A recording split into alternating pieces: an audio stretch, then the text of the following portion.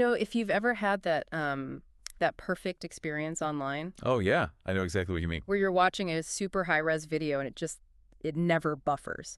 Or you download this massive gigabyte-sized application update in what feels like seconds. Or, and this is the big one for me, you're trying to buy something during a huge online sale, and the site actually works. It doesn't time out. Exactly. When that happens, you've just experienced an infrastructure that is working so well, it's basically invisible. And that's what we're talking about today, isn't it? The invisible backbone of the internet. Right. Today, we are pulling back the curtain on the company that, well, quietly powers a huge amount of that modern web experience, Akamai Technologies. It really is the perfect case study. If you, the listener, are looking for that shortcut to really understanding how this complex digital world works, Akamai is where you start. And the name itself is a hint, right? It is. The name Akamai means clever or, in a more modern sense, cool in Hawaiian. And that really points to the sheer mathematical sophistication that's under the hood of everything they do.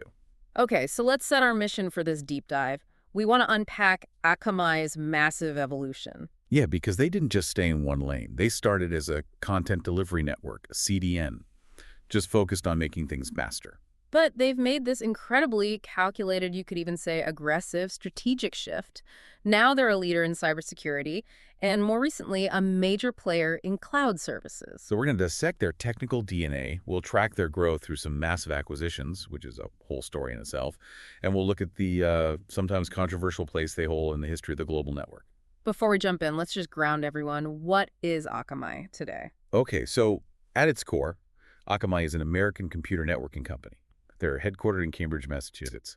And their specialties now cover that whole stack: CDN, cybersecurity, DDoS mitigation, and a really fast-growing suite of cloud computing services. And just to understand the scale we're dealing with, they're a component of the S&P 500. Which tells you right away they're not just a tech company. They are considered systemically important to the U.S. economy. They're stable. They're foundational.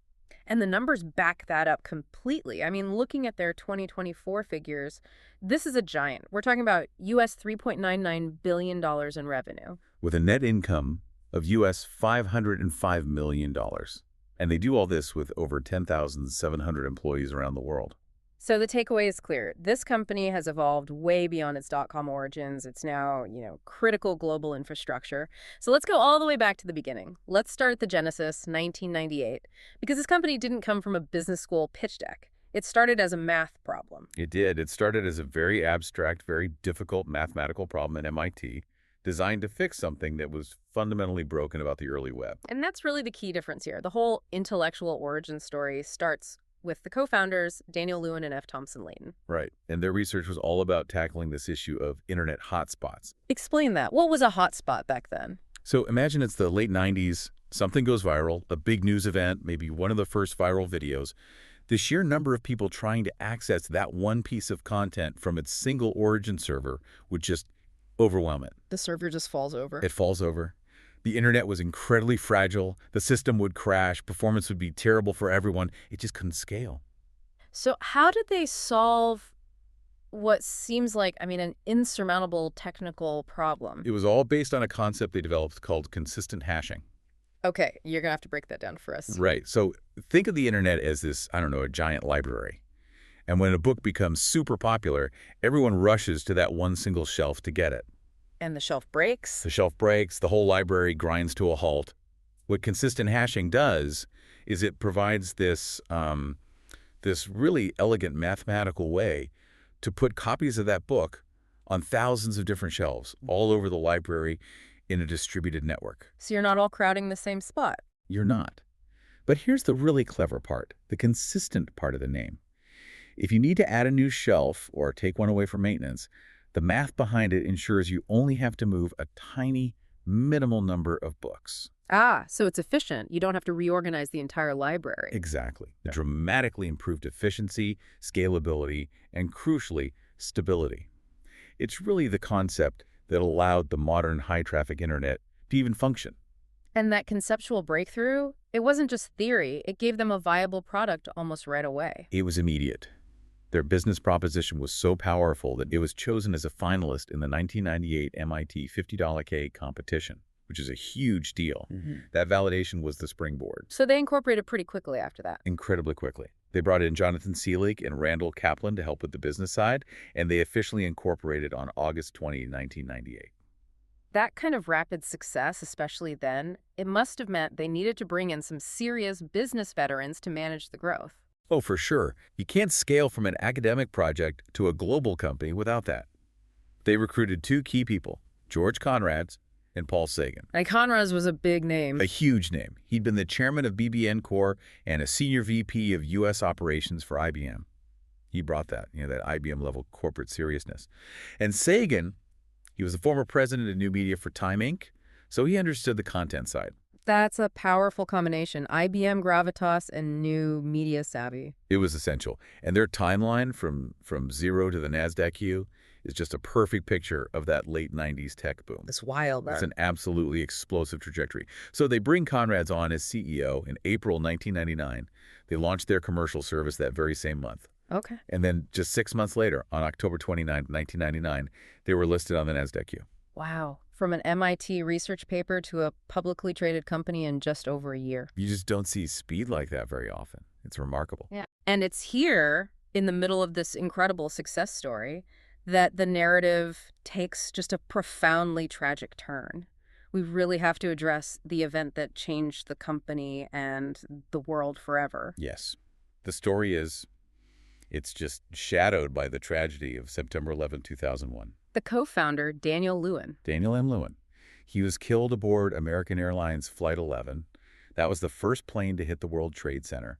Lewin was a genius, not just in computer science, but he was also a former officer in the Israeli military. And he was seated close to the hijackers? He was.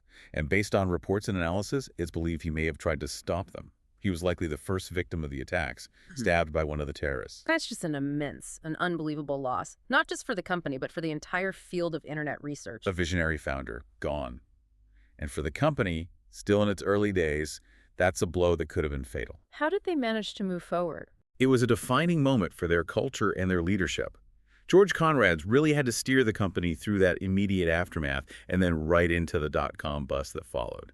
He stayed on until 2005. And that's when Paul Sagan, the media expert, took over. That's right. Sagan took the reins as CEO. And his tenure seems to be about proving Akamai could be more than just a one-trick pony, that it was a sustainable business. That's exactly it. Sagan recognized that being only a CDN made them vulnerable. Competitors could pop up, prices could drop. So his strategy was all about aggressive diversification. Expanding the services beyond just caching content. Precisely. And it worked. Under his leadership, the company grew enormously. By the time he left the CEO role, they were up to $1.37 billion in revenue. He really built the foundation for the integrated platform they are today. And then the next big leadership shift, in 2013, it was a return to the company's deepest roots. It was. In 2013, co-founder Tom Layton, the mathematician, the guy behind the original consistent hashing research, he was elected CEO, replacing Sagan. What did that signal to the market? It signaled a strategic doubling down on technology and innovation. It was a statement that in a world that was getting more complex, Akamai's edge would come from deep engineering, not just from business strategy. And throughout all this, the market really recognized their importance. Absolutely. They were getting constant validation. They were added to the Russell indexes in 2001. And then the really big one, they joined the S&P 500 index in July of 2007. Which means you're no longer just a successful tech company, you're a pillar. You are a pillar of the American industrial landscape. And their physical presence, their headquarters, kind of grew along with their stature. It did. It mirrored their journey. They started in Technology Square, then they were spread out across multiple buildings in Cambridge Center. And this all culminated in December 2019. With the new building. A massive purpose-built headquarters at 145 Broadway, right in the heart of Kendall Square. And that's not just a real estate move. It's symbolic. Yeah. It plants Akamai's flag right next to MIT in the center of one of the world's biggest innovation hubs. Okay, let's shift gears now and talk about the actual magic behind the curtain. The core of their entire operation is this thing they call the Akamai Intelligent Edge Platform. Right. We hear words like cloud and edge thrown around constantly, but what does intelligent edge really mean conceptually for someone trying to get their head around this stuff? Okay, so the Intelligent Edge Platform is, first and foremost, a massively distributed cloud computing platform. Yeah. That's the key. massively distributed. So what's the difference between this and, say, a traditional cloud provider like AWS? The difference is its scale and its topology, its shape. When we say edge, we mean they have physically placed their servers as close as humanly possible to you, the user. It's at the final mile of the internet. That's totally different from AWS or Azure, who rely on these huge, centralized mega regions. And this scale, this distribution, that's really their competitive advantage, isn't it? Let's try to quantify this edge. Just how big are we talking? The scale is, frankly, astronomical. It's hard to even comprehend. The Akamai network today consists of approximately 365,000 servers. Wow. 365,000 individual points of presence. And they are meticulously spread across more than 135 countries and territories. So they're everywhere. They're everywhere. And they sit on roughly 1,350 of the world's different networks. So no matter where you're connecting from, the content, the data, it's never far away. That's incredible. But just having a lot of servers doesn't make it intelligent. What's the smart part? The intelligence is the software. It's the real-time data collection and the complex algorithmic brain that runs on top of all those servers. The network is constantly monitoring itself and the wider internet. What's it looking for? It's gathering information on global traffic, it's identifying congestion points, it's tracking trouble spots on the network, and it's calculating the absolute best routes for data, all in real time. This proprietary software, which all goes back to that original consistent hashing idea, it ensures the system doesn't just store content. It actively and intelligently routes you to the fastest, healthiest, least congested server available at that exact nanosecond. So it's not a static map. It's a living, breathing, globally distributed traffic controller. That's the perfect way to put it. It's a gigantic self-optimizing system. Think of it like this. If you're going on a road trip, a normal DNS server just tells you the address of your final destination. Right, here's where you're going. Akamai's system is like Waze or Google Maps for the internet. It's constantly updating you on accidents, on traffic jams, and it's diverting you in real time to the fastest alternate route so you get to the nearest best exit the edge server with the absolute minimum delay. Okay, so let's walk through an actual example. Say I click on a link to download a huge software update from a big company.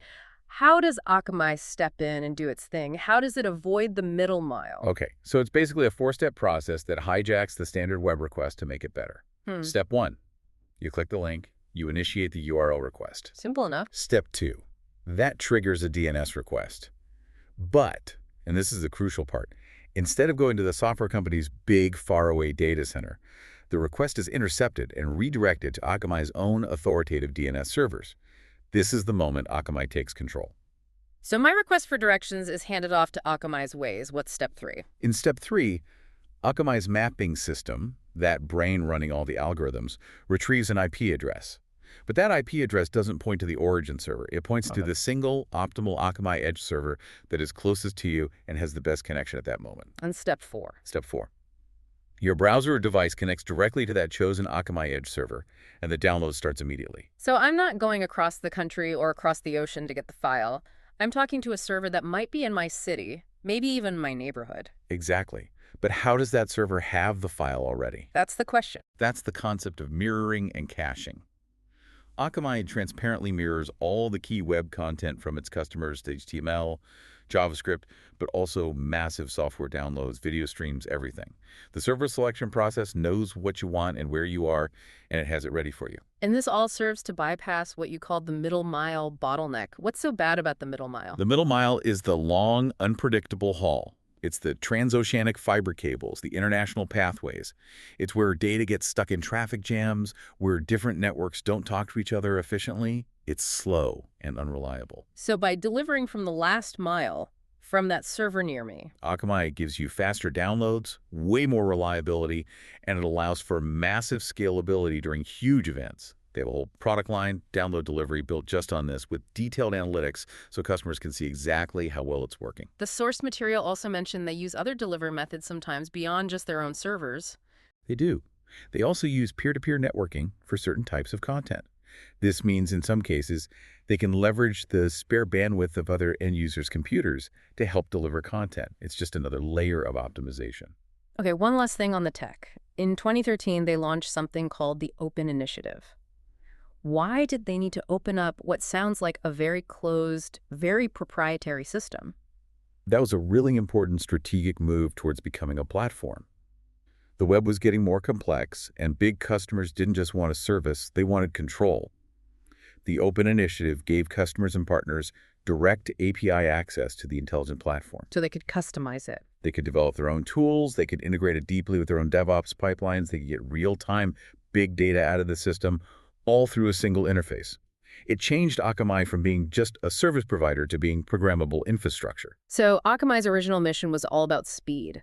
But if you look at the last decade, the story is completely different. It's about fortification. It's a story driven almost entirely by acquisitions. A huge, highly deliberate, strategic pivot. They clearly recognized that just being fast isn't enough in the modern world.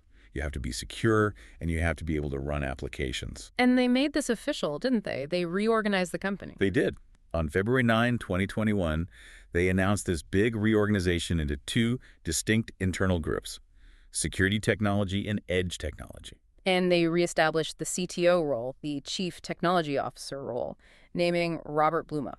That move alone tells you everything. It says that the next phase of growth is going to be driven by deep technology, not just by sales. So let's look at how they built that first pillar, the security technology group. It makes sense, right? If you're sitting at the edge of the internet, you're the first line of defense. You have to be a shield. And the first thing they did was buy the muscle they needed to handle massive attacks. And that was Prolexic. Prolexic Technologies, acquired in February 2014 for about $390 million. Prolexic was a pure-play cybersecurity provider that specialized in DDoS prevention. This wasn't just adding a feature. This immediately gave Akamai a world-class defensive architecture that could absorb and scrub some of the biggest attacks on the internet. So overnight, they became a frontline defender. Absolutely. But then the threat landscape changed. It wasn't just about big attacks from the outside anymore. It was about what happens when an attacker gets inside. Exactly. The idea of zero trust. And to get into that game, they made a massive acquisition, Guardicore. This one was huge. September 2021 for $600 million. A massive and deeply strategic purchase. This became the foundation for their whole zero trust security platform. Okay, let's stop and define that for the listener. What is zero trust and what is segmentation? So traditional security is like a castle. It has a hard shell, a strong perimeter, but once you get inside, the interior is soft. A hacker can move around freely. They can move laterally. Right. Zero trust says we trust nothing, even inside the network. And the way you enforce that is with segmentation. You divide the internal network into tiny, isolated zones. So if one part gets compromised, The attacker is trapped. They're stuck in that one tiny segment and can't move laterally to steal critical data or infect other systems. Guardicore gave Akamai the software to do that at a massive scale. so they've secured the perimeter with Prolexic, they've secured the inside with Guardicore. What was next? The next major attack surface. Yeah. How do modern applications talk to each other? Through APIs, application programming interfaces, Right, which are everywhere now. and often very insecure. So in June of 2024, they bought No Name Security, an API security vendor, for $450 million. Yeah. This shows they're committed to covering every new vulnerability that emerges. And then they filled in the gaps with a bunch of other specialized firms. It was like a mosaic. They just systematically bought the pieces they needed. In December 2016, they bought CyberFend for bot detection, which is crucial for stopping credential stuffing and protecting e-commerce sites. Yeah. They bought Soha Systems in October 2016 for secure enterprise access. They got secure web gateway tech by buying Blocks in November 2015. They even bought a company called Inverse Inc. in February 2021 for its open-source network access controller, Packet Fence. They were building a complete end-to-end security stack. Okay, so that's the security pillar. Let's pivot to the second massive expansion, the push into cloud computing. This feels like their biggest bet yet. It is arguably their most high-stakes move. They didn't just want to deliver content anymore. They wanted to host and run the applications themselves. They wanted to compete directly with the big hyperscalers. And the foundational move here was buying Linode. Linode. Yeah. February 2022 for a whopping $900 million. Linode was the crucial missing piece. It gave them a strong existing cloud infrastructure service compute, storage, with a loyal, developer-friendly community already built in. Why was buying Linode so essential? Couldn't they have just built that themselves? They could have, but it would have taken years and been incredibly expensive. Building a developer-friendly cloud platform from scratch is a monumental task. Linode gave them instant infrastructure and, just as importantly, instant credibility with developers. And the strategy was to merge Linode's compute with Akamai's edge network. That's the secret sauce. By integrating Linode's compute layer with their existing 365,000 servers, Akamai instantly created a decentralized cloud offering. This is a strategic counterargument to AWS or Google Cloud, where you have to pick a big centralized region to run your stuff. Akamai says, why not run it everywhere? And they got a huge piece of market validation for this strategy pretty quickly. A massive proof point. In February of 2025, Akamai announced this major win. They were chosen as a strategic cloud provider by one of the world's largest technology companies. And this wasn't a small deal. Not at all. It was a multi-year commitment to spend over $100 million on their cloud services, the services built on that Linode foundation. When a massive tech peer gives you a 9-figure vote of confidence, it confirms your strategy is viable at the enterprise level. So before we move on, let's just quickly touch on the acquisitions that built the original CDN backbone we talked about earlier. Right, these were the deals that cemented their dominance back in the 2000s. They bought their rival, Speedera Networks, in June 2005. They picked up another one, Netlink, in March 2007 for about $154 million. And the Contendo acquisition was a big one, right? That was seen as a major move. A huge strategic move. They bought Contendo in March 2012 for nearly $279 million. Contendo was known for really innovative mobile and dynamic content acceleration. Buying them helped Akamai stay ahead of the technology curve. And they also snapped up smaller, specialized firms like Blaze Software and Fastasoft just to fine-tune every last bit of performance out of the network. Okay, so when a company sits at the very center of global data flow, when it's the pipe for securing, speeding up, and now hosting web traffic, it's inevitable that it gets caught up in global politics and scrutiny. Absolutely. When you own that much of the global highway, you become a player in international affairs, whether you want to or not. So we have to look at some of the key historical incidents that put Akamai in the public spotlight. And we want to be really careful here to present the source material's claims impartially. A good place to start is the Al Jazeera incident back in 2003. Akamai was providing its content delivery services for the Arabic news network during the first few weeks of the Iraq War. This was from March 28th to April 2nd, 2003, and then suddenly the service was cut off. It was terminated abruptly, and the claim at the time from the English language managing editor of Al Jazeera was that Akamai terminated the service due to political pressure. And the sources report that claim. They do, and it really highlights the incredibly difficult position Akamai is in.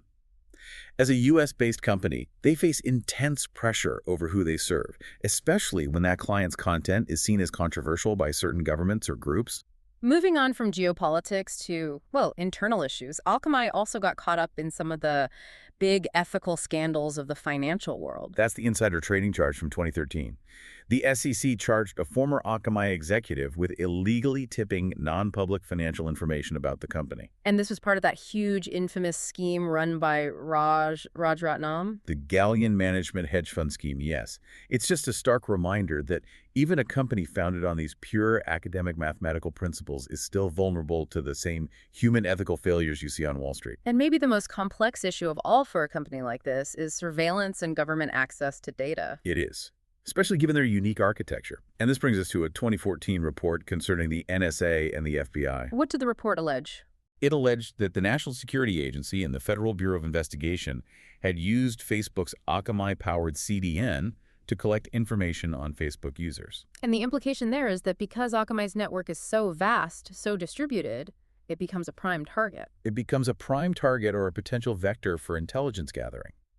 When you have 365,000 servers handling a staggering amount of the world's data, you are, by definition, an entity of interest to state actors. So whether the company is directly complicit or not, its very architecture creates a point of interest or a potential vulnerability. That is the essential contest here. Akamai built this network for speed and efficiency, but its success means it is now a non-negotiable piece of global communications infrastructure.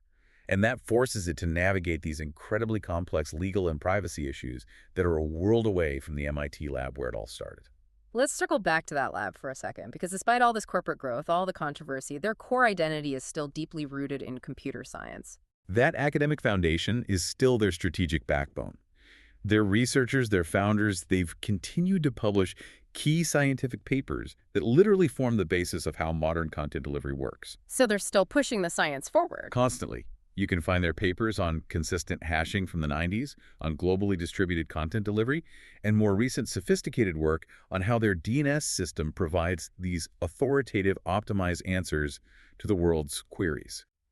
This ensures their edge is based on patented algorithms, not just on having a lot of servers. So when you put it all together, Tom Layton, the mathematician, returning as CEO, the reestablished CPO role, the massive spending on security and compute, what does it all mean for Akamai's position today? Where do they fit in the modern internet landscape? I think they've successfully navigated a really difficult transition. They are still, without a doubt, one of the original and most dominant content delivery networks in the world. But they are so much more than that now. They've transcended that label. Completely. They are now an established, integrated player in the very competitive cloud computing space.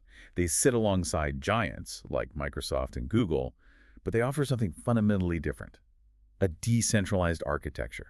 They've morphed from just an optimization tool into a full-blown enterprise platform that gives you speed, security, and computing all bundled together. They're trying to be the entire decentralized stack, the network, the shield, and the server, all operating from the edge. That's it, exactly. They're changing their value proposition from just optimizing web traffic to actually hosting, defending, and running the applications themselves, where you, the user, need them. They let you bypass the latency of those big central cloud regions entirely.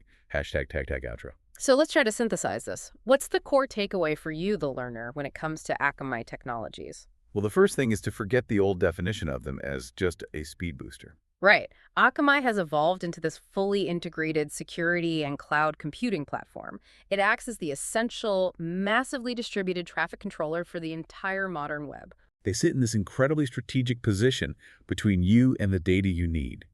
And they're simultaneously optimizing the route, scrubbing out the malicious traffic, and in many cases providing the actual computing power that runs the service you're using. That initial mathematical breakthrough, the idea that led to this enormous network of 365,000 servers, is now the engine that's driving this triple threat of speed, defense, and compute. And all those acquisitions we talked about, Linode for cloud, Prolexic for defense, Guardicore for zero trust security, they've all been pieces of a puzzle to secure their position as this systemic global force in the digital economy. Which brings us to our final provocative thought for you to consider.